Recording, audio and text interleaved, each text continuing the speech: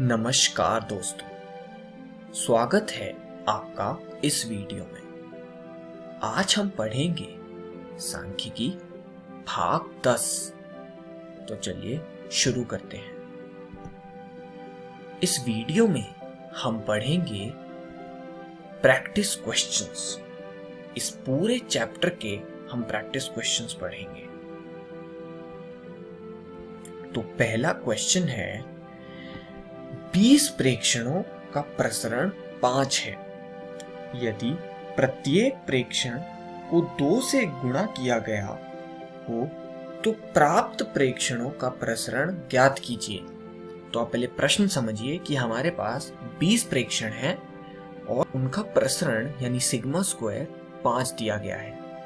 अब यह बोल रहे हैं कि यदि हम प्रत्येक प्रेक्षण को यानी हर आंकड़े को 2 से गुणा कर दें तो जो प्राप्त प्रेक्षण होंगे उनका प्रसरण क्या होगा। तो आइए हल देखें। तो मान लीजिए कि दिए गए प्रेक्षण हैं x1, x2 up to so on x20 तक, जो पुराने प्रेक्षण हमें दिए गए हैं और उनका माध्य हमने x बार मान लिया। तो अब दिया गया है कि उनका प्रसरण 5 है और वे 20 के बराबर है। तो हम जानते हैं कि प्रसरण यानी सिग्मा स्क्वायर बराबर होता है 1/n सब्मिशन i 1 से लेकर 20 तक, यानी जितने आंकड़े हैं xi माइनस x बार का होल स्क्वायर, जहां xi सभी आंकड़े को दर्शाता है और x बार उनका माध्य है। तो चलिए निकाल लेते हैं। तो यानी 5 बराबर 1/20 सब्मिशन i 1 से लेकर 20 तक xi माइनस x बार। आप यह ध्यान दीजिए। तो अब सब्मिशन i 1 से लेकर 20 तक xi माइनस x बार का स्क्वायर हमें 100 मिल गया, जिसे हम समीकरण 1 मानेंगे। तो अब ध्यान दीजिए, यदि प्रत्येक प्रेक्षण को 2 से गुणा किया जाए तो हम परिणामी प्रेक्षण yi ले लेते हैं। यानी हर एक xi को यदि 2 से गुणा किया जाए तो उसे हम yi मान लेते हैं। तो yi बराबर 2 गुना xi होगा और यह हमें प्रश्न में दिया गया है। इसका अर्थ है कि xi 1/2 yi, यानी xi yi का आधा होगा। तो अब y बार यानी इन नए प्रेक्षणों का माध्य y बार से डिनोट करेंगे और उसका सूत्र होगा सब्मिशन i 1 से लेकर 20 तक yi भाग n, जो कि हम yi की वैल्यू जब पुट करेंगे तो वह आएगा सब्मिशन i 1 से लेकर 20 तक 2xi भाग 20। अब आप ध्यान से देखिएगा कि मैं इस 2 को सब्मिशन के बाहर ले लूंगा तो यह कुछ इस प्रकार आएगा। अब इससे हमें यह प्राप्त हुआ कि जो y बार है यानी जो नए प्रेक्षणों का माध्य y बार है वह 2 गुना x बार के बराबर है, क्योंकि यह वाली संख्या सब्मिशन i 1 से लेकर 20 तक xi/20 x बार के बराबर है। तो इसे हम x बार बराबर 1/2 y बार लिख सकते हैं। तो अब xi और x बार के मान 1 में प्रस्थापित करने पर हम प्राप्त करते हैं कि सब्मिशन i 1 से लेकर 20 तक 1/2 yi माइनस 1/2 y बार का स्क्वायर बराबर होगा 100 के।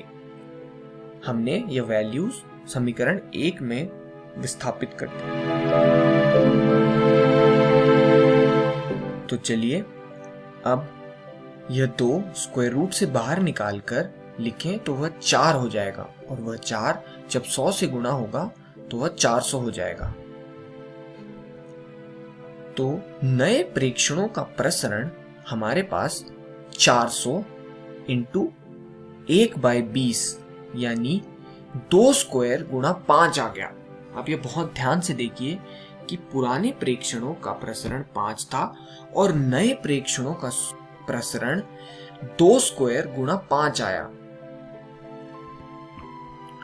तो अब एक बहुत महत्वपूर्ण बात जो हमने यहां से सीखी वह यह है कि यदि प्रत्येक प्रेक्षण को k से गुणा किया जाए तो नए बने प्रेक्षणों का प्रसरण पूर्व प्रसरण का k स्क्वायर गुणा हो जाता है। तो आप समझिए कि पिछले उदाहरण में हमारा हर प्रेक्षण 2 से बढ़ा था तो उसका प्रसरण 2 स्क्वायर हो गया। तो यानी k से बढ़ेगा यदि प्रेक्षण तो उसका प्रसरण k स्क्वायर गुना हो जाएगा। चलिए अब अगला उदाहरण देखें कि 5 प्रेक्षणों का माध्य 4.4 है तथा उनका प्रसरण 8.24 है। यदि 3 प्रेक्षण 1, 2 तथा 6 हैं तो अन्य 2 प्रेक्षण ज्ञात कीजिए। तो आइए हल देख लें। माना कि शेष 2 प्रेक्षण x तथा y हैं, इसीलिए श्रृंखला बनी 1, 2, 6 x, y। तो माध्य हुआ 4.4 जो कि सारे प्रेक्षणों का जोड़ भाग उनकी संख्या होती है। अतः 22 बराबर 9 प्लस x प्लस y। तो यहां से x प्लस y 13 के बराबर प्राप्त हुआ जिसे हम समीकरण 1 मान लेंगे। अब इसका प्रसरण बराबर दिया गया है 8.24 के। तो प्रसरण का सूत्र हमें ये मिलता है। तो अब इसमें वैल्यूज पुट करते हैं और सॉल्व करते हैं। तो 8.24 बराबर आपकी स्क्रीन पर दिखी हुई संख्या है। तो आप ध्यान से इसे सॉल्व कीजिए और एक अन्य equation x square plus y square की टर्म्स में निकाल लीजिए और इसे समीकरण 2 बोल देते हैं। लेकिन 1 से हमें यह प्राप्त होता है कि x square plus y square plus 2xy बराबर 169 क्योंकि हमने x प्लस वाई का होल स्क्वायर कर दिया और जिसे हम समीकरण 3 मानेंगे। अब 2 और 3 को आप अपने लिए सॉल्व कीजिए और वहां से 2xy की वैल्यू 72 निकाल लीजिए जिसे हम समीकरण 4 मानेंगे। अब 2 में से 4 को घटा देते हैं, वहां से हमें यह इक्वेशन मिलेगी यानी x माइनस वाई का स्क्वायर हो गया 25। तो x माइनस वाई बराबर हुआ प्लस माइनस 5 के। अब यहां 2 केस बनेंगे।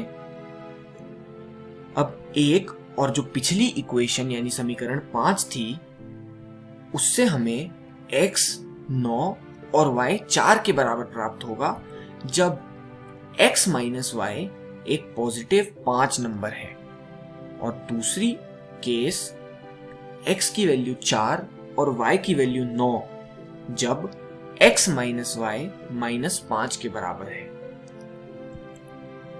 तो जो 2 शेष प्रेक्षण हैं वो 4 तथा 9 होंगे।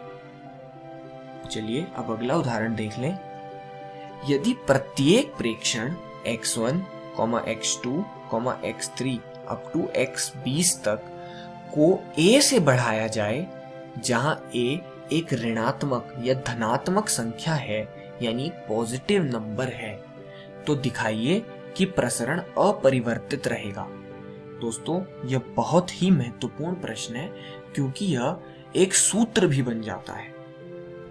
तो आइए इसका हल देखें। तो सबसे पहले हम मान लेते हैं कि हमारे प्रेक्षण हैं x1, x2, x3 और जिसका माध्य हमने x बार मान लिया। अब इन आंकड़ों का प्रसरण होगा सिग्मा 1 का स्क्वायर बराबर 1/n सबमिशन i 1 से लेकर n तक xi माइनस x बार का स्क्वायर। तो दोस्तों यदि प्रत्येक प्रेक्षण में a जोड़ा जाए तो नए प्रेक्षण होंगे yi बराबर xi प्लस a। xi हमारे पुराने प्रेक्षण थे और yi हमने नए प्रेक्षण माने जिसमें a जुड़ा हुआ है, और इस इक्वेशन को हम समीकरण 1 मान लेते हैं। अब मान लीजिए कि इन नए प्रेक्षणों yi का माध्य y बार है, तब y बार बराबर हुआ सब्मिशन i 1 से लेकर 20 तक yi अपॉन n। अब yi की वैल्यू हमने समीकरण 1 से रखी तो वह हमें यह मिल गई। अब दोस्तों इसे हम अलग अलग सॉल्व करते हैं तो यह आ जाएगा 1 अपॉन n सबमिशन i 1 से लेकर n तक xi प्लस सबमिशन 1 से लेकर n तक a। तो आप ध्यान दीजिए इस प्रकार सबमिशन खुलता है। अब दोस्तों आप ध्यान दीजिए हमने 1 अपॉन n को अंदर मल्टीप्लाई किया और दूसरा वाला सबमिशन i 1 से लेकर n तक a को खोल दिया तो वह n a के बराबर हुआ। तो उसी कारण दूसरी संख्या हमें n a भाग n मिल गई। अब इसे सॉल्व करने पर 1 अपॉन n सबमिशन i 1 से लेकर n तक xi आपको पता है क्या होता है, यह होगा x बार यानी पुराना वाला माध्य, और दूसरी संख्या a मिल जाएगी, यानी y बार बराबर हो गया x बार जमा a, और इसे हम समीकरण 2 मानते हैं। अब नए प्रेक्षणों का प्रसरण हुआ सिग्मा 2 स्क्वायर बराबर 1 अपॉन n 1 से लेकर n तक yi माइनस y बार का स्क्वायर। तो अब यहाँ yi और y बार की वैल्यूज हम पुट कर देते हैं 1 और 2 समीकरण के उपयोग से। तो इसे सॉल्व करने पर हमें सिग्मा 2 का square 1 upon n submission i 1 से लेकर n तक xi माइनस x बार का स्क्वायर मिला, और यदि आप ध्यान से देखें तो यह सिग्मा 1 स्क्वायर के ही बराबर है, यानी पुराने वाले प्रसरण के ही बराबर है। अतः नए प्रेक्षणों का प्रसरण वही है जो मूल प्रेक्षणों का प्रसरण था। तो यहां से एक बहुत जरूरी बात हमें यह पता चली कि यदि प्रेक्षणों के किसी समूह में प्रत्येक प्रेक्षण में कोई एक संख्या जोड़ने अथवा घटाने पर प्रसरण हमेशा अपरिवर्तित रहेगा, तो आप चाहे सभी प्रेक्षणों में कोई सी भी एक संख्या घटाइए या बढ़ाइए, उससे प्रसरण परिवर्तित नहीं होगा। इस वीडियो में हमने प्रैक्टिस क्वेश्चंस पढ़े। धन्यवाद दोस्तों।